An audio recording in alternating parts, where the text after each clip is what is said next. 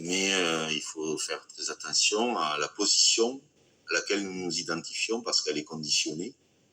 Et ce que nous sommes réellement, si je peux me permettre de parler comme ça, c'est l'espace dans lequel notre identité émerge. Et nous sommes beaucoup plus vastes que les circonstances, que la position, que les circonstances existentielles, éducatives et tout ce conditionnement qu'on a reçu créent en nous.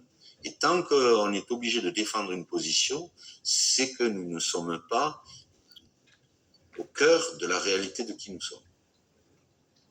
Ça ne veut pas dire, on ne va pas dire à quelqu'un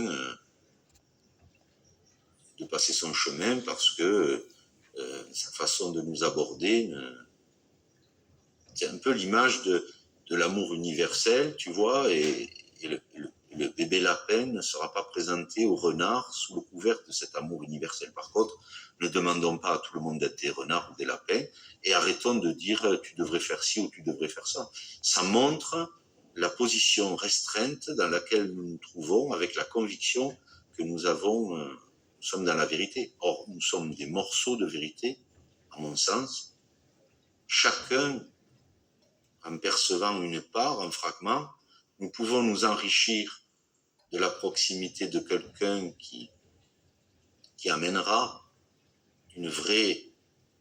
un rapport vrai avec ce qu'il est, mais nous ne pouvons pas l'évaluer.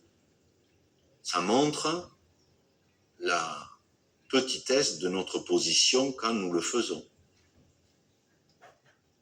à mon sens.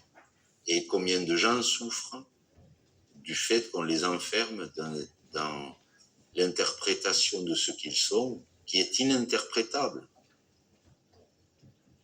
J'ai le souvenir, tu vois, d'un monsieur un jour qui vient me voir, qui me dit « je suis très triste parce que j'ai toute ma vie jugé ma mère. Moi, j'ai fait part d'associations pour aider des êtres humains ou quoi, et j'ai trouvé qu'elle vivait toute seule de manière égoïste. Et je la secouais souvent à table, en l'invitant à aller aider son prochain. Et lorsqu'elle est décédée, je me suis rendu à la maison de famille, et il y avait un SDF devant, assis sur un banc avec un bouquet de fleurs, posé. Je lui dis excusez-moi, vous cherchez quelqu'un? Il dit non. Je viens rendre hommage à cette femme qui pendant plus de 20 ans m'a nourri tous les midis quand elle était seule. Et je prenais de la nourriture le soir et elle a nourri comme ça de nombreux SDF. Il y a une phrase comme ça, tu sais, c'est dans la tradition chrétienne, dans les apôtres qui sont autour de Jésus. Et j'aime parler de toute tradition, je ne vous embourbe pas dans une en particulier.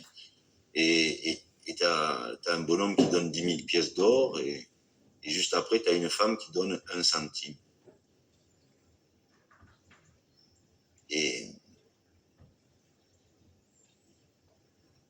un des apôtres se tourne vers Jésus et dit, elle n'a pas donné grand-chose. Et il le regarde et il lui dit,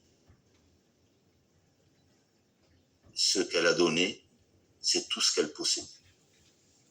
Et il y a une vraie différence, tu vois, entre donner 10 000 pièces si tu en as 1 million de pièces, ou donner 1 centime si tu n'as qu'1 centime.